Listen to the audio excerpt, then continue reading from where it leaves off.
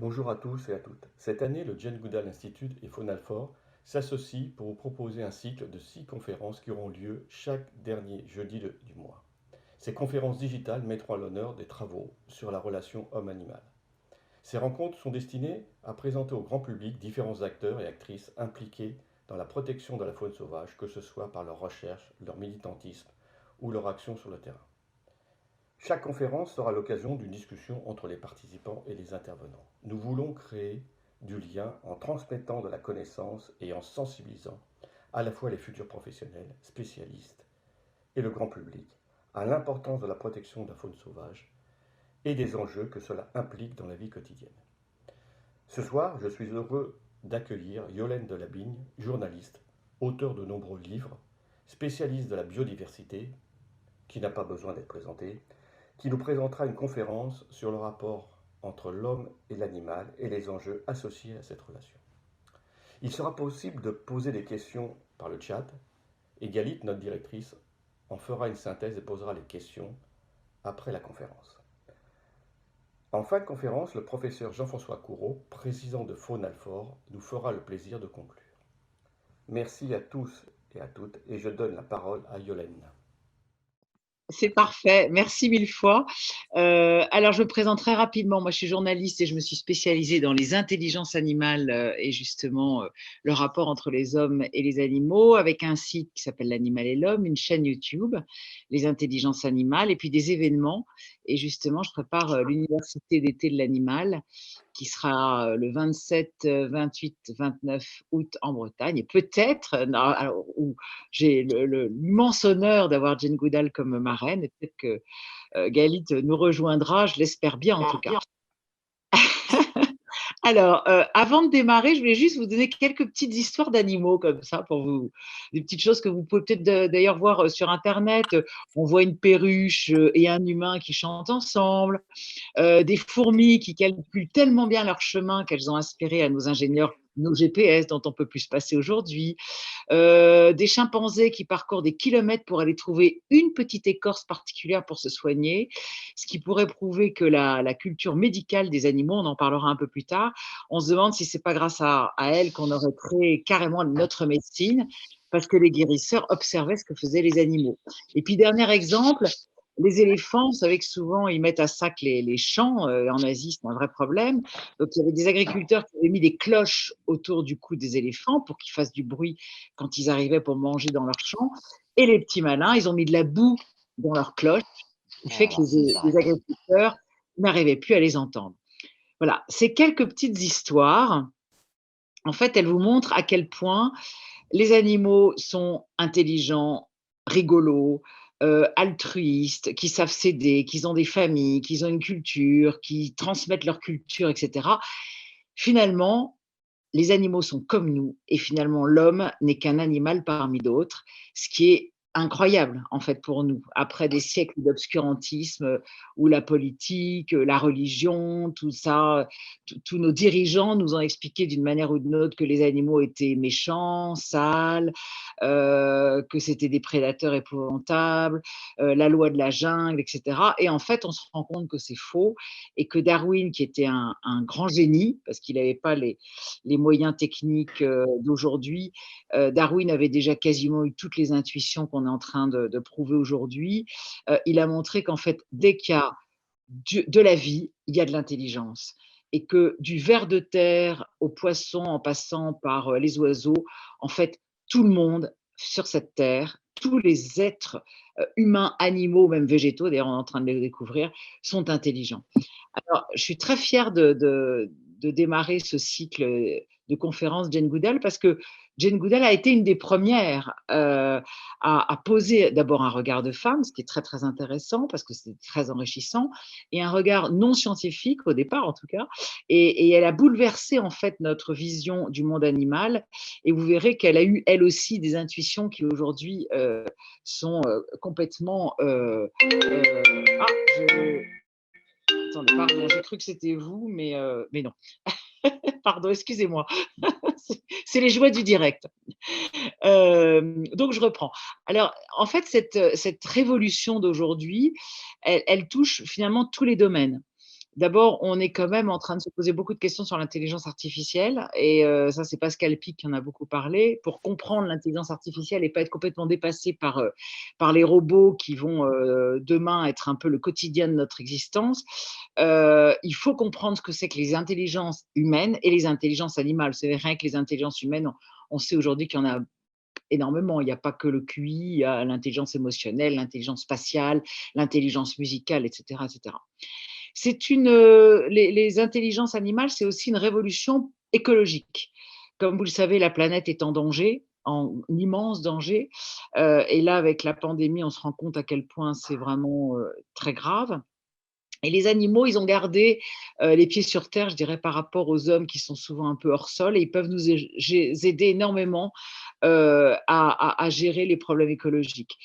Ils savent gérer la nourriture, les saisons, ils ont le sens de la terre, ils ont encore un sens que nos ancêtres avaient évidemment aujourd'hui, mais qu'aujourd'hui, nous, dans nos cités bétonnées, nous avons perdu. Et donc, c'est très intéressant de s'inspirer de l'intelligence écologique des animaux. C'est une révolution aussi, bien sûr, scientifique. Elle bouleverse complètement nos certitudes et depuis une trentaine d'années, on découvre quasiment toutes les semaines, il y a une étude incroyable qui sort sur le talent des animaux et ce qui montre vraiment qu'on est à l'aube en fait d'une nouvelle époque. C'est une révolution politique aussi, parce que ça y est, l'animal devient un enjeu politique, et je dirais heureusement. Alors évidemment, en France, on a le parti animaliste qui nous a beaucoup étonnés, parce que sans aucun moyen, sans aucune publicité, aux dernières municipales, ils ont fait 2,20%, ce qui est beaucoup, mais on voit que c'est un raz-de-marée partout, au Danemark, en Espagne, pourtant qui est le pays de la corrida, en Suisse, en Finlande, en Pologne, au Royaume-Uni, même en Chine, il commence à y avoir des mouvements de défense des animaux. C'est aussi une révolution économique. Et c'est important parce qu'on sait bien que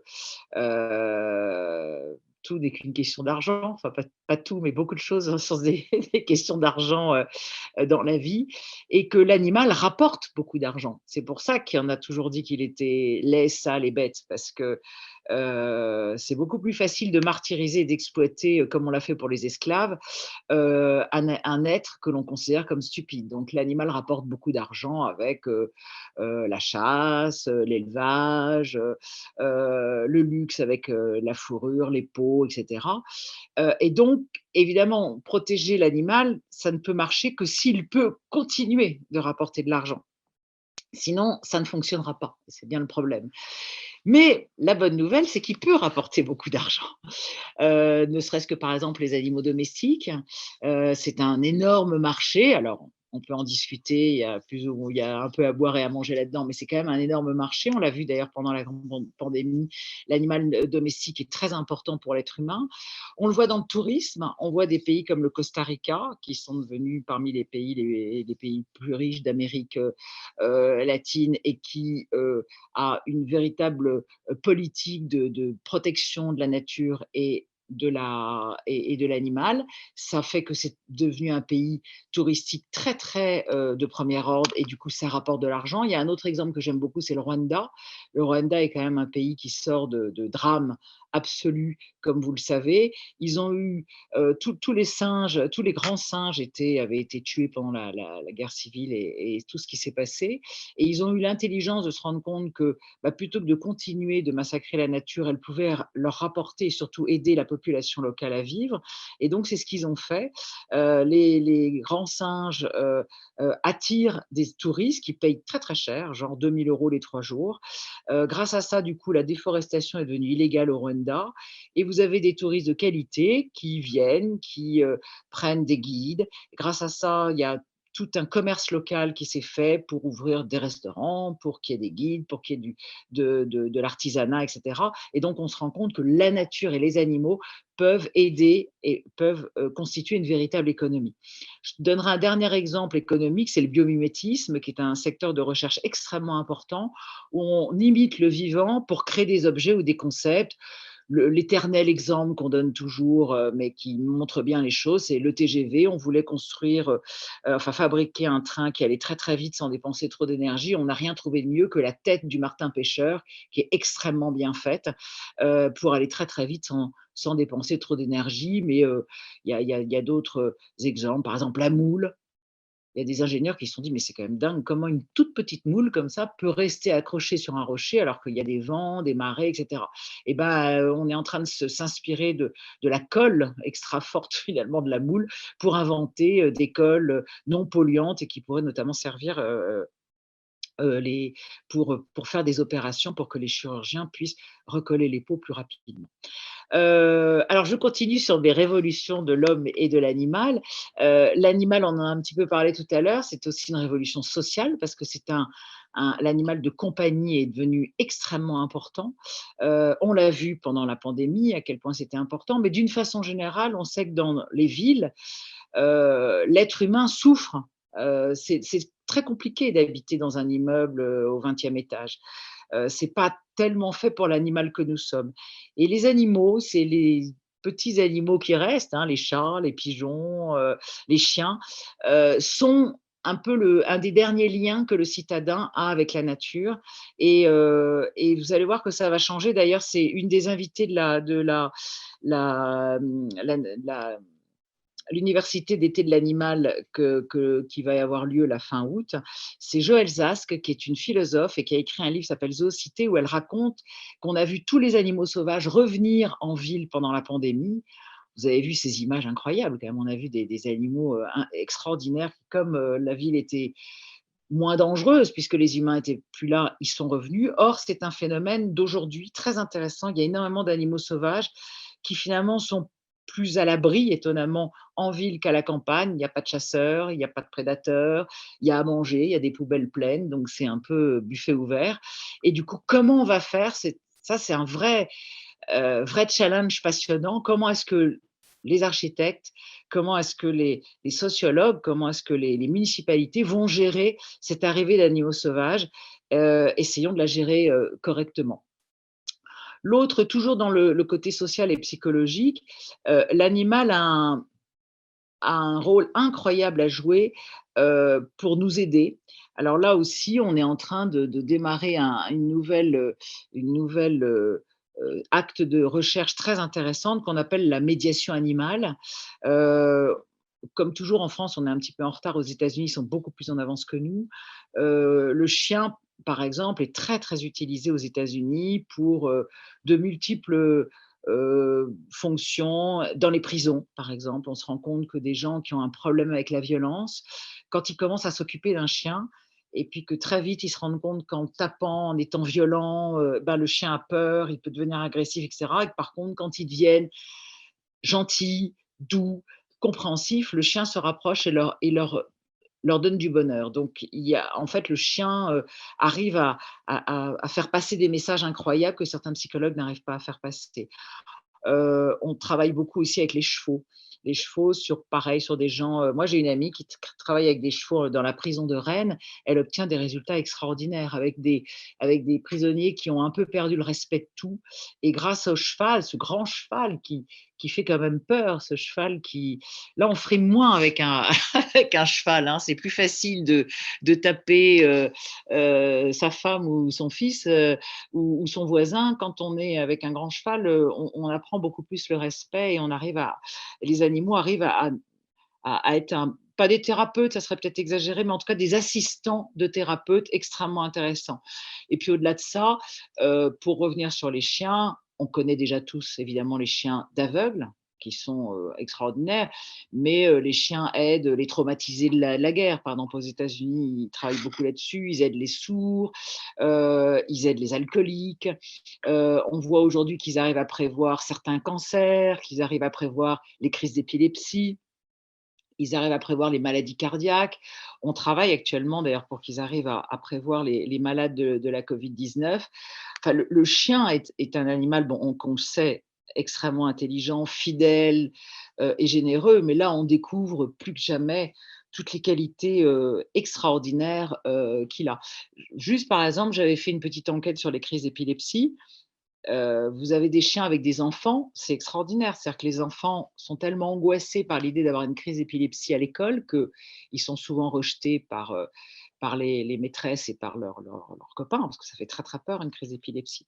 Et grâce au chien, en fait, il sent ce qui va se passer et il y a des signes.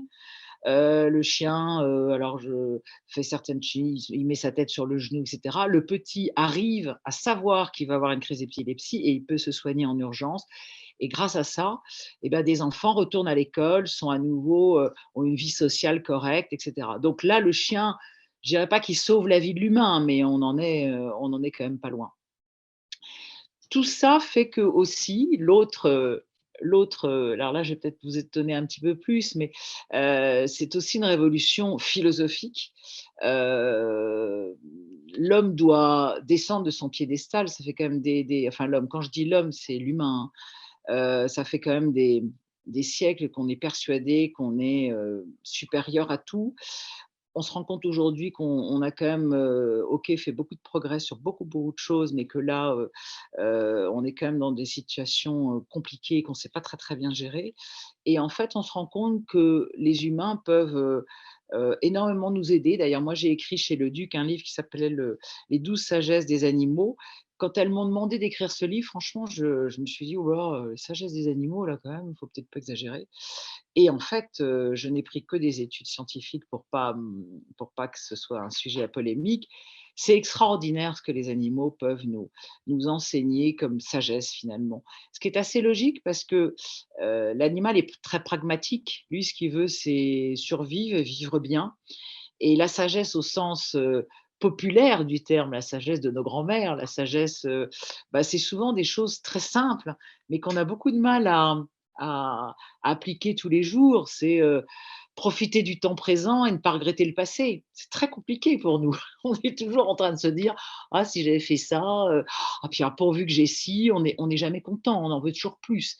Les animaux, c'est quelque chose qui ne les intéresse pas. Ils profitent absolument du présent, ils sont déjà tellement heureux de vivre là tout de suite que, ben, le futur on verra bien et puis le passé c'est pas très grave. S'adapter. Les animaux ont une adaptabilité, extraordinaire. Ils s'adaptent en quelques années sur des choses où nous on met très, très longtemps à s'adapter. Donc ça, c'est des très, très belles leçons. Une des belles leçons aussi que j'adore moi chez les animaux, c'est leur tolérance. En fait, ça c'est je trouve une des grandes leçons de la nature, c'est que dans la nature, il y a pas de normes.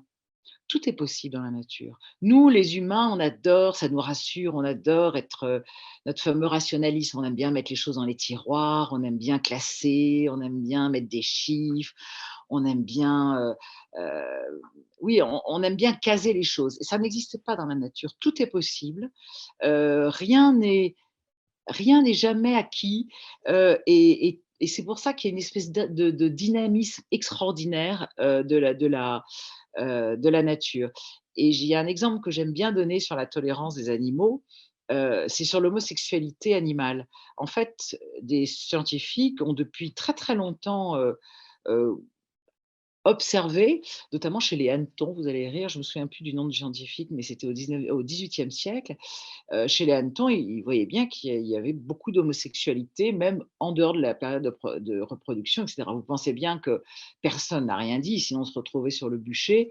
Donc pendant des siècles, des scientifiques ont observé des tas de choses en disant surtout rien, voilà, ils ne voulaient pas de problème et cetera. Et puis depuis une vingtaine d'années, les des études incroyables sortent et en fait, on se rend compte qu'il y a à peu près, 1 500 espèces où, il y a, alors chez les cygnes noirs, chez les dauphins, chez les hannetons, chez les singes, pour toutes les raisons, pour des raisons, très pragmatiques. Souvent 2 mâles ensemble vont être plus forts pour défendre un petit, par exemple. Pour des raisons de solidarité.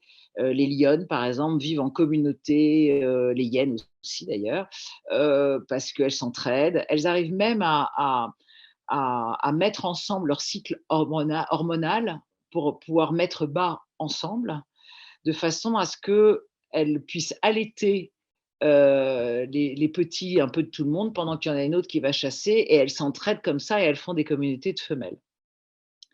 il y a même certaines raisons chez les singes, je ne sais pas si Jane Goodall avait remarqué ça, mais en tout cas, entre-temps, on l'a vu chez les chimpanzés, où c'est même que pour le plaisir. C'est dingue, hein. Qui l'eût cru? On s'aurait toujours dit qu'il y avait que les êtres humains qui aimaient l'amour pour le plaisir. Ben non, les animaux aussi, ils aiment bien, quand c'est sympathique, ils aiment la tendresse et ils aiment le plaisir comme d'autres. Et en fait, ce que je trouve formidable, c'est que ça ne pose de problème absolument nulle part. On n'a jamais observé des animaux s'entretuer ou se battre pour des histoires comme ça. Le seul animal chez qui ça continue de poser encore un problème en 2021 dans de nombreux pays, c'est l'animal humain. Ce qui montre quand même que nous avons un vrai, vrai souci de tolérance et d'acceptation de celui qui est différent de nous, ce qui n'est même pas une question pour un animal. C'est même pas qu'il se pose la question, c'est qu'il ne peut même pas se la poser. D'ailleurs, c'est pour ça qu'on est en train d'observer aujourd'hui des interactions incroyables entre les espèces. On est toujours en train de s'émerveiller quand on voit une chatte, par exemple, qui a adopté des canetons ou un lion qui était très copain avec une chèvre. Allô, allô, vous m'entendez? Oui, bonjour. Parfait, bonjour. Je viens juste d'arriver, oui, sur la réunion. D'accord. Donc, je continue? Tout à fait, Yolène, vas-y. Génial. Alors, et là, donc, je voulais juste dire que, en fait, ce qui est extraordinaire, c'est qu'on est en train de découvrir des choses formidables, mais que tout reste à découvrir. Et donc, je vais prendre 3 exemples que Jane Goodall a intuité, qu'elle a été une des premières à observer. Et aujourd'hui, eh ben, on voit qu'on a fait des progrès incroyables et qu'il y a encore plein de progrès de découverte à faire. La première chose, c'est l'utilisation des outils. Elle avait été très étonnée en voyant des chimpanzés prendre des branches comme ça pour pêcher, si on peut dire, des termites ou des fourmis. Et en fait, au début, on était très étonnés. Comment? Mais il n'y a que l'être humain qui utilise des outils, les autres, ils ne savent pas faire, etc. En fait, c'est devenu presque banal. Je dirais aujourd'hui, pour le coup, il n'y a quasiment plus un scientifique ou quelqu'un de sérieux qui vous dira que les animaux ne savent pas utiliser d'outils. Donc, je vais vous donner 2-3 exemples comme ça. On a vu des gorilles ou des orang-outans utiliser un bâton pour mesurer la profondeur de l'eau.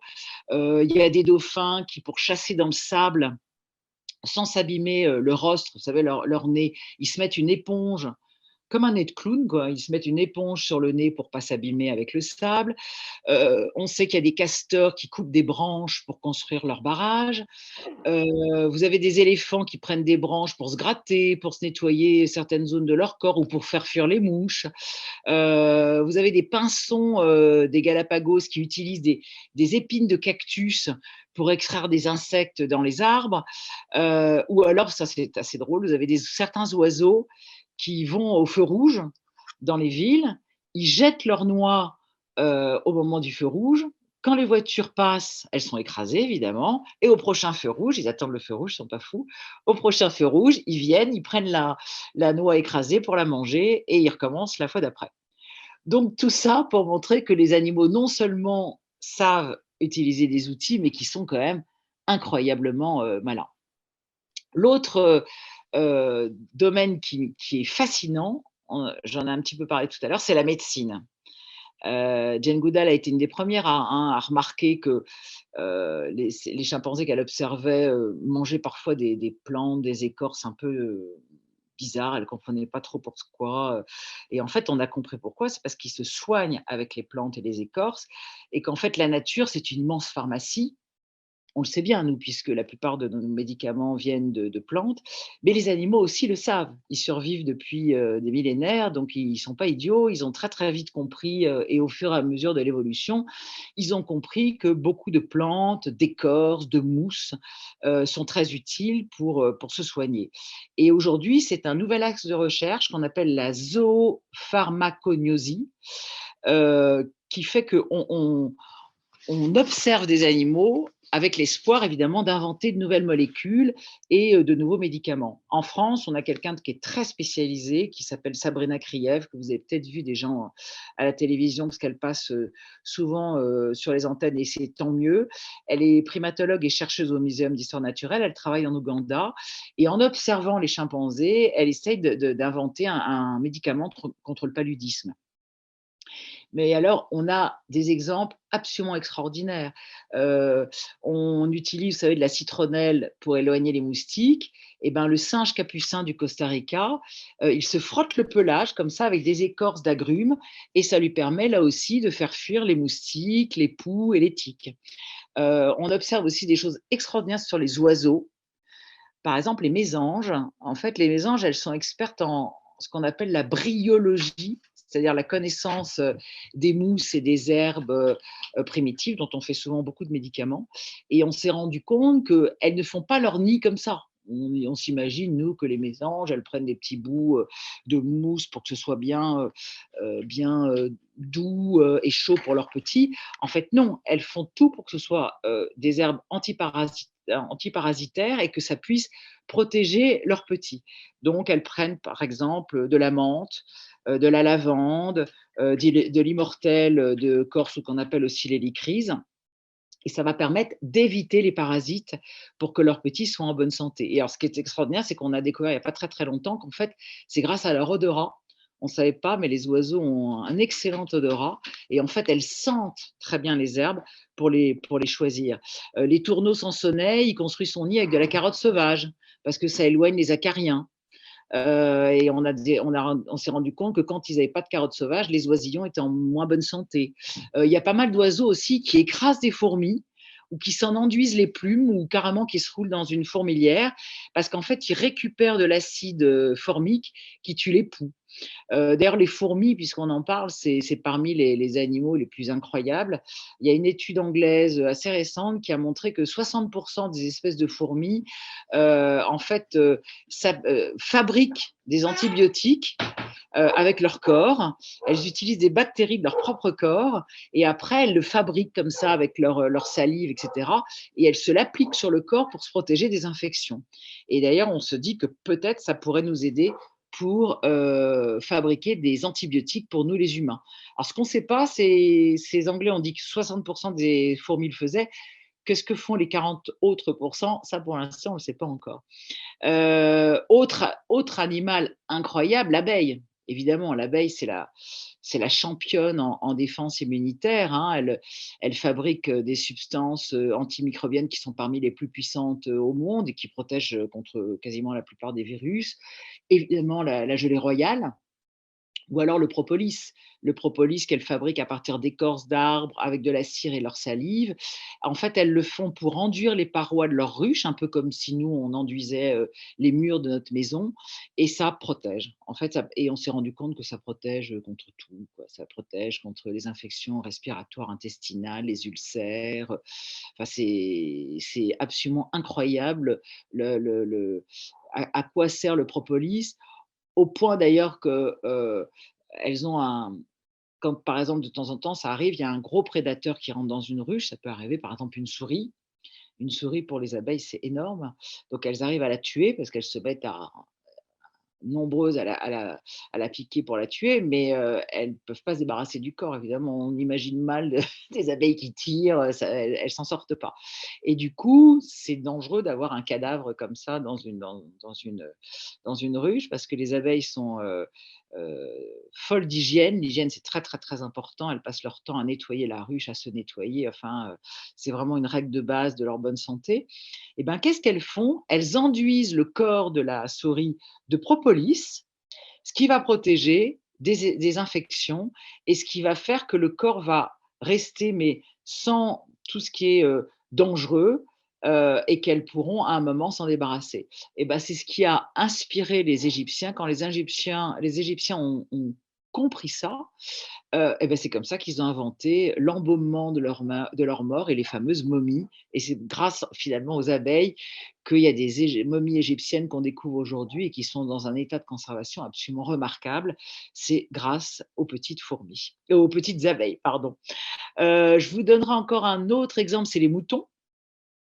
Les moutons, on se rend compte qu'ils ont une connaissance des herbes extraordinaire. Et certains moutons, quand ils ont un petit problème, notamment d'intestin, ils savent exactement les herbes qu'il faut manger pour se soigner.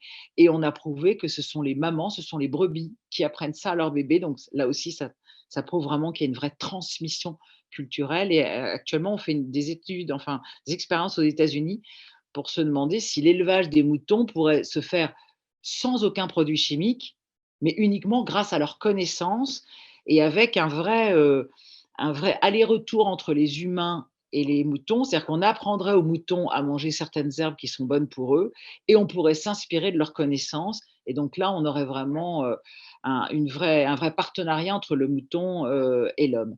Et en fait, on se rend compte, toujours sur tout ce qui est médical, que quasiment tous les animaux savent se soigner, ce qui est une fois de plus assez logique, hein. S'ils survivent depuis des siècles, c'est qu'ils ont été capables de se débrouiller. Donc on voit des choses incroyables sur des éléphants, les perroquets, les papillons monarques, la plupart des insectes. Donc ces animaux ont une connaissance médicale extraordinaire qui fait que certains chercheurs pensent en effet que ce sont nos premiers guérisseurs qui, en observant les animaux, auraient commencé à jeter les bases de ce qui est notre médecine actuelle. Donc finalement, ça serait grâce aux animaux qu'on serait aussi fort médicalement aujourd'hui.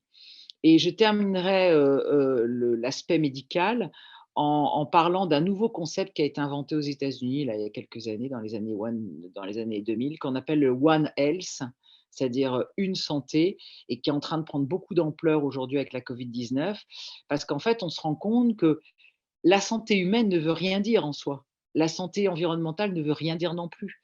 En fait, tout ça est uni. On ne peut pas être en bonne santé quand les animaux autour de nous ne sont pas en bonne santé et quand notre environnement n'est pas en bonne santé. Donc en fait, c'est un concept qui est extrêmement intéressant, qui est finalement assez vieux d'ailleurs, hein, parce que